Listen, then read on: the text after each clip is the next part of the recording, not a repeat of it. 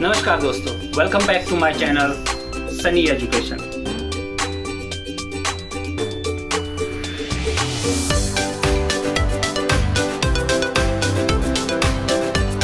यहाँ पर आपको मिलेगी इंटरेस्टिंग जॉयफुल एजुकेशनल वीडियो। तो पिछली वीडियो में हमने आपसे डिस्कस किया था वर्ब्स के बारे में कि कौन से सेंटेंस में या कौन से टेंस में कौन सी वर्ब यूज होती है, एक एक्टिविटी के माध्यम से। अगर आपने वो वीडियो नहीं देखी है तो मैं डिस्क्रिप्शन बॉक्स में इसका लिंक भेज दूंगा। आज हम आपको एक स्टेप आगे लेकर चलेंगे, क्योंकि दोस्तों देखिए, टेंसेस को एक ही वीडियो में सिखा दूं तो ना मुझे मजा आएगा ना ही आप सीख पाएंगे। टेंसेस को सिखाने के लिए और सीखने के लिए हमें स्टेप बाय स्टेप चलना है। अभी हमने वर्ब्स का क्लियर कर दिया है एक वीडियो में, और अब हम लेकर आए हैं हेल्पिंग वर्ब्स।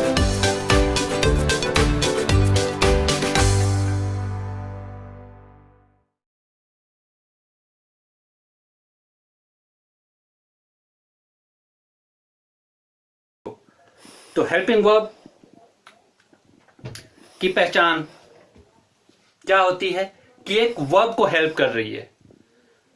जो मेन वर्ब है, हमारी मेन वर्ब को हेल्प करने के लिए हेल्पिंग वर्ब होती है।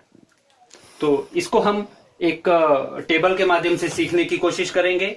उससे पहले मैं आपसे रिक्वेस्ट करता हूं कि मेरे चैनल को सब्सक्राइब करें और वीडियो को आखिर तक देखें। अगर आपको वीडियो पसंद आती है तो इसको लाइक और शेयर भी जरूर करें। तो let's start.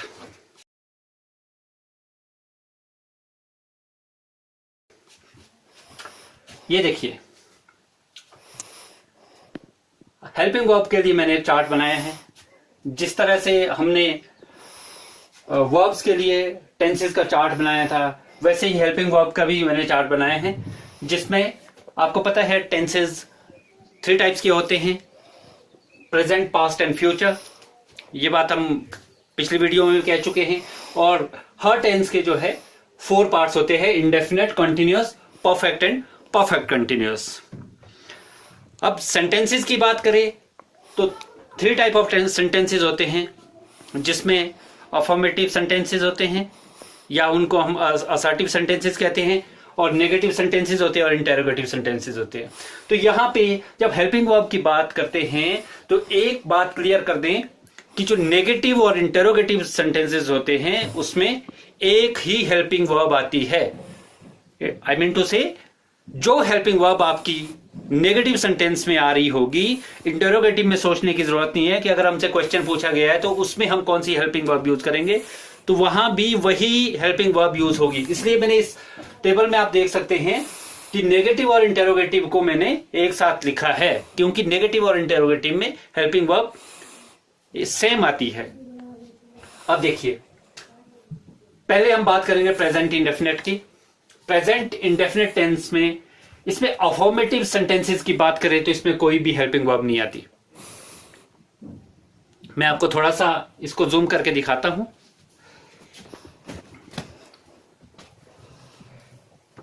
Present indefinite, affirmative sentences, no helping verb.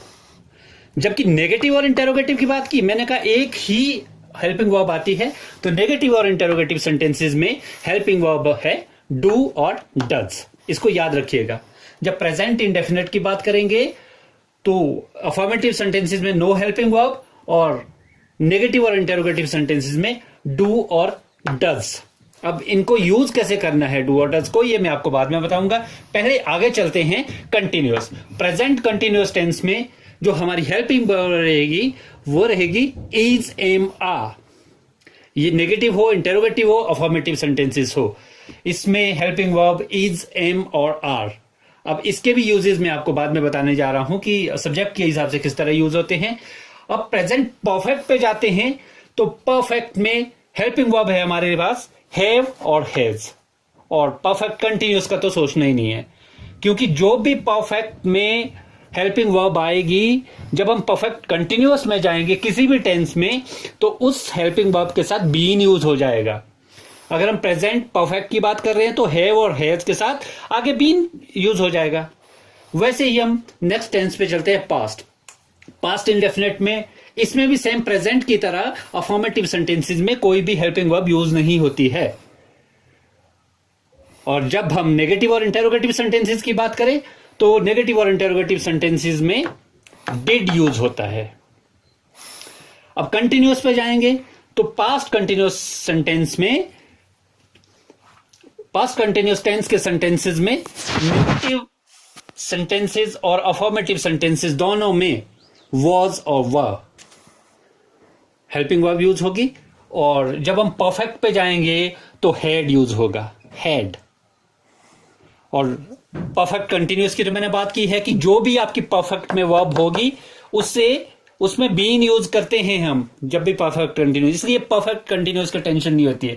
आपको मैं एक बात बता दूं कि बीइंग अ स्टूडेंट हमें भी जो पास्ट टेंस वो बहुत पसंद आता था। क्यों? प्रेजेंट की बात करते थे तो डू और डज कंफ्यूज हो जाते थे कि किस में डू आएगा किस में डज आएगा। लेकिन पास्ट टेंस ऐसा टेंस है जिसमें अगर आप इंडेफिनेट की बात करें तो अफर्मेटिव सेंटेंसेस है, नेगेटिव है, इंटरोगेटिव है या किसी भी तरह का सेंटेंस है, कोई भी सब्जेक्ट कोई भी है, I, we, you, they, plural, singular, he, she, it, everything, कुछ भी हो सबके साथ डिड ही यूज होगा। और आगे परफेक्ट में देखेंगे, परफेक्ट में भी इसमें हैड ही यूज होगा।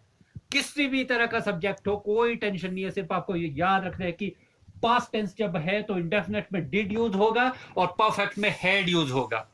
अब परफेक्ट कंटिन्यूअस की हमने बात की तो हैड के साथ बीन यूज हो जाएगा। वैसे ही आगे बात करते हैं फ्यूचर इंडेफिनेट की। फ्यूचर इंडेफिनेट के अफर्मेटिव सेंटेंसेस और नेगेटिव इंटेरोगेटिव में शैल और विल यूज होता है। अब देखिए हमने यहां जो प्रेजेंट और पास्ट में शुरुआत की थी उसमें अफर्मेटिव सेंटेंसेस में यहां भी कोई हेल्पिंग वर्ब नहीं आती थी, नेगेटिव और इंटेरोगेटिव में आती थी डू और डज।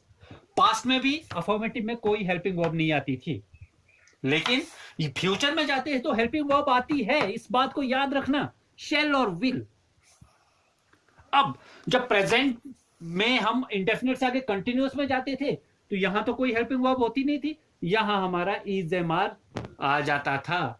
जैसे हम कहते हैं ना प्रेजेंट में कि ये काम हो रहा है, ये काम होता है की बात करते हैं, हूं की बात करते हैं, तो ये कंटिन्यूअस में इंट्रोड्यूस होता था। पास्ट में भी वही बात है, पास्ट में हम था से बात करते हैं, थे, कल गया था, कल हो रहा था, तो जो था है वॉज वर वो इंट्रोड्यूस होता है कंटिन्यूअस में। लेकिन फ्यूचर का एक चीज याद रखना, फ्यूचर में जो हमारा हेल्पिंग वर्ब है फ्यूचर की शैल और विल वो इंडेफिनेट टेंस में ही इंट्रोड्यूस हो जाएगी। फ्यूचर इंडेफिनेट में ही शैल विल का यूज होगा, इस चीज को याद रखिए। प्रेजेंट टेंस में ऐसा नहीं होता था, सिर्फ नेगेटिव और इंटेरोगेटिव में डू डज आता था, पास्ट में भी नेगेटिव और इंटेरोगेटिव में डिड आता था, लेकिन फ्यूचर इंडेफिनेट में शैल विल आपके अफर्मेटिव सेंटेंसेस में भी इंट्रोड्यूस हो जाएगा। अब इन टेंसेस में हम जो इसकी हेल्पिंग वर्ब होती थी इज एम आर और वॉज वर, ये इंट्रोड्यूस होती थी कंटिन्यूअस में, लेकिन यहाँ पे जो शैल विल है वो पहले ही इंट्रोड्यूस हो चुका है। तो जब हम कंटिन्यूअस में जाएंगे तो यहाँ पे शैल को जोड़ने के लिए साथ में आ जाएगा बी। तो हो जाएगा। ओके, अब हम परफेक्ट पे जाते हैं। परफेक्ट में इसमें शैल हैव विल हैव, ये याद रखना। इसमें एक गलती ना करें, चाहे सब्जेक्ट कोई भी हो यहां पे शैल विल के साथ हैव ही आएगा। शैल विल के साथ कभी भी हम हैज यहां यूज नहीं करेंगे, ये याद रखिए। जैसे यहां पे हम हैव और हैज यूज करते थे, यहां से पिक करके अगर हमने इसको यहां लाया है फ्यूचर परफेक्ट में, लेकिन यहां पे एक चीज याद रखिए, हैज यहां पे बिल्कुल नहीं आता है। हैज फ्यूचर परफेक्ट टेंस में जो है क्या यूज होता है, शैल और विल के साथ है। और आगे का तो आपको पता है परफेक्ट कंटिन्यूअस में हमेशा जो यहां पे हमारी हेल्पिंग वर्ब यूज होती है उसके साथ बीइंग यूज हो जाता है। तो ये रही बात एक टेबल के माध्यम से कि कौन से टेंस में कैसे, कौन से सेंटेंसेस में कौन सी हेल्पिंग वर्ब यूज होती है। अब ये भी तो एक कंफ्यूजन है कि हैव है, हैज है, अब इसमें कौन से सब्जेक्ट के साथ हैव यूज करूं या हैज यूज करूं। तो इसके लिए एक ग्रुप बना होता है, इसको याद रखें, ये हमें बच्चों को सिखाना होता है। एक ग्रुप, इसके फैमिली है, I we you they and plural noun. Plural noun mean जैसे ट्रीज, बुक्स, जो प्लूरल में होंगे कोई भी noun. I we you they and plural, ये एक फैमिली है और इनके पड़ोसी दूसरी फैमिली है he she it and singular noun. जो सिंगुलर नाउन है जैसे ट्री है, डॉग है, बुक है, वो सिंगुलर नाउन है, वो ही शी इट की फैमिली के ही मेंबर है। तो अब इससे हमें यह समझ आता है कि जो अगर हम वी के साथ यूज कर रहे हैं, हम अगर हमें सिर्फ एक बात याद रही कि वी के साथ हम आर यूज करते हैं, तो एक चीज याद रखना कि अगर हमें ट्रीज आ रहा है ना, ट्रीज यानी कि प्लूरल नाउन आ रहा है, तो इसका मतलब साफ है कि हमें पता था कि वी के साथ आई वी यू दे की फैमिली का ट्रीज है सॉरी प्लूरल में, तो हमें सोचने की जरूरत नहीं, उसके साथ आर ही आएगा। अब इसमें ये दो फैमिली को आपने याद रखना है, I we you they and plural nouns, दूसरा है he she it and singular nouns. अब इनके लिए रूल्स लगभग एक जैसे अप्लाई होते हैं, कुछ एक्सेप्शन को छोड़ के। एक्सेप्शन हर जगह होती है और देखिए कैसे एक्सेप्शन कैसी है। अब we you they and plural nouns, अगर हम यहां की बात करें continuously, continuous present continuous tense में we you they and plural nouns सबके साथ आर यूज होता है। वी के साथ आर आता है, यू के साथ आर आता है, दे के साथ आर यूज होता है। प्लूरल नाउन कोई भी हो, ट्रीज हो, बुक्स हो, डॉग्स हो, सबके साथ आर यूज होता है। लेकिन एक्सेप्शन एक है कि आई के साथ एम यूज होता है। ये तो आप बच्चों को सीधे ही पूछ सकते हैं कि बेटा हाउ आर यू, बेटा बच्चा बोलेगा I am fine, I am fine बोल रहा तो आई के साथ आई ऑटोमेटिकली यूज करता है लैंग्वेज में। उसके बाद यहां की बात करें, यहां देखिए डू और डज, प्रेजेंट इंडेफिनिट के नेगेटिव और इंटरोगेटिव सेंटेंसेस में डू और डज को लेकर जो कंफ्यूजन है वो भी दूर हो जाएगी। इसमें क्या है, इसमें सिंपल है, मैंने दो फैमिली जो बनाई है। जो पहली फैमिली है I we you they and plural nouns, इसके साथ डू यूज होगा, इसलिए इसको मैंने पहले भी लिखा है। जो पहली फैमिली है इन सब के साथ डू यूज होता है, और जो दूसरी फैमिली है ही शी इसके साथ एंड सिंगुलर नाउन इसके साथ डज यूज होता है। इन सिमिलर वे जब हम परफेक्ट टेंस पे जाते हैं, प्रेजेंट के परफेक्ट टेंस में, इसमें भी इसी तरह से चलता है कि जो पहला ग्रुप है I we you they and plural noun, इसके साथ हैव यूज होता है। I have, we have, you have, they have, okay. और जो सेकंड ग्रुप है इसके साथ हैव यूज होता है। तो दोस्तों आगे बढ़ते हैं। पास्ट का तो आपको पता है, पास्ट तो सबसे बेस्ट टेंस है, इसमें याद ही कुछ नहीं रखना। इंडेफिनिट में डिड याद रखना है और परफेक्ट में हैड याद रखना है। अगर परफेक्ट कंटिन्यूअस में तो बीन यूज होता है। तो इसमें पास्ट के टेंसेस में कोई भी दिक्कत नहीं है, क्योंकि पास्ट में एक ही हेल्पिंग वर्ब है। यहां पे इंडेफिनिट में डिड है और परफेक्ट में हैड है। ये सबके कोई भी सब्जेक्ट हो, I we you they, he she singular plural कुछ भी हो, इसके साथ डिड ही यूज होगा और परफेक्ट में हैड ही यूज होगा। हाँ, यहाँ वॉज वर्ड की बात है। वॉज वर्ड में देखिए इसमें भी एक एक्सेप्शन रहेगी, आई को हम यहां भी छोड़ देंगे, बाकी we you they and plural noun इन सब के साथ वर यूज होगा। We were, you were, they were. और यहां पे he she it and singular noun के साथ वॉज यूज होगा और आई के साथ भी वॉज यूज होगा। ओके, अब हम चलते हैं फ्यूचर पे। फ्यूचर में शेल विल, नो डाउट, एक एक्सेप्शन रहेगी इसमें। बाकी जो पहला ग्रुप है I we they and plural noun, ये शेल का ग्रुप है। पहला जो ग्रुप है ये शेल का ग्रुप है और दूसरा जो ग्रुप है ये विल का है। लेकिन एक एक्सेप्शन है कि पहले ग्रुप में जो यू है, यू के साथ शेल यूज नहीं होगा, विल यूज होगा। ये एक्सेप्शन है। जितनी एक्सेप्शन है इसको इनको आप नोट डाउन कर लें, इनको लिख लें कि कहां पे कौन सी एक्सेप्शन है। बाकी रूल्स ऐसे ही चलते हैं। पूरी फैमिली जो ये आई वी की है, इसकी जो पूरी फैमिली है इसके साथ शेल यूज होगा। एक्सेप्शन यू है, यू के साथ विल यूज होगा। बाकी ही शी इट वाली फैमिली के साथ जो है विल यूज होगा, इसे यू भी यहाँ पर आ जाएगा, यहाँ पे मेहमान बन के इसके साथ भी विल यूज होगा। तो ये रही बात सब्जेक्ट की कि अकॉर्डिंग टू सब्जेक्ट हम किस तरह से हेल्पिंग वर्ब को यूज करते हैं। तो दोस्तों हमने वर्ब्स के बारे में जाना कि वर्ब्स कौन से टेंस में या कौन से टेंस के कौन से सेंटेंसेस में कौन सी वर्ब यूज होती है। हमने हेल्पिंग वर्ब के बारे में जाना।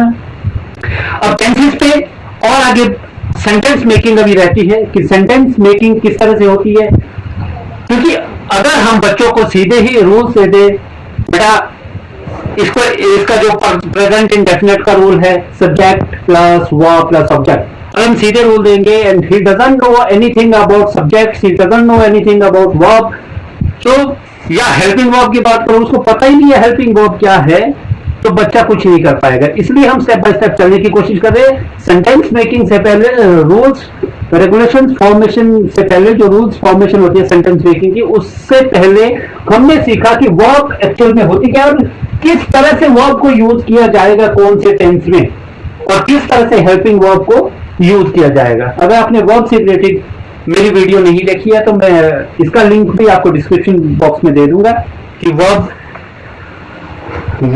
कैसे यूज होती है कौन से टेंस में। तो ये हमने आज बात की हेल्पिंग वर्ब्स की। थोड़ा सा रिकैप फिर से कर लें कि जो पहला ग्रुप रहता है इसके साथ एक ही हेल्पिंग वर्ब यूज होती है, और ही शी जो सेकंड ग्रुप रहता है इसके साथ सेम हेल्पिंग वर्ब यूज होती है, सिर्फ एक्सेप्शन को छोड़कर जो कुछ एक्सेप्शन रहती है। इससे हमें ये फायदा होने वाला है कि ही के साथ मुझे पता था कि ही इज है, लेकिन मुझे नहीं पता था आगे अगर मेरे पास ट्री दिया है तो ट्री के साथ में कंफ्यूज हो गया कि ट्री के साथ क्या यूज होगा। तो इसलिए फैमिली को याद रखना है कि उसकी फैमिली में कौन कौन से मेंबर, और मुझे ही के साथ पता था इज है, तो ये फैमिली को मैंने रख रखा था कि ही शी एंड सिंगुलर नाउन। मैंने देखा ट्री एक है सिंगुलर है तो ही का मुझे पता था, मैंने इज यूज कर लिया। तो दोस्तों ये हेल्पिंग वर्ब के बारे में आपने जाना। अगर आपको वीडियो अच्छी लगी हो तो इसे लाइक और शेयर जरूर करें। एक बार फिर से सभी दोस्तों से रिक्वेस्ट है कि आप मेरे चैनल को सब्सक्राइब करें, और जितनी भी वीडियोस हैं मैं डिस्क्रिप्शन बॉक्स में उसके लिंक्स देता रहूंगा, आप सभी देखें। टेंसेस पे मेरी आने वाली जो वीडियो रहेगी नेक्स्ट वीडियो वो टेंसेस के सेंटेंस मेकिंग पे रहेगी, क्योंकि हमने वर्ब्स और हेल्पिंग वर्ब को सीख लिया है, सब्जेक्ट वाइज हमने सीख लिया कि किस तरह हेल्पिंग वर्ब को यूज करना है। और नेक्स्ट स्टेप हमारा रहेगा सेंटेंस मेकिंग का। तो बने रहिए हमारे साथ सनी एजुकेशन के साथ, हम आपको इंटरेस्टिंग और जॉयफुल एजुकेशनल वीडियोस लेकर आएंगे। बने रहिए हमारे साथ, लेकिन उससे पहले सब्सक्राइब जरूर करें और वीडियोस को स्किप करके ना देखें, नहीं तो कुछ भी समझ नहीं आएगा। ये ग्रामर है, इसे समझने के लिए पूरी वीडियोस को शुरू से एंड तक देखना जरूरी होता है। पूरी वीडियो को देखें और पसंद आती है तो लाइक बटन जरूर दबाएं। Thank you very much.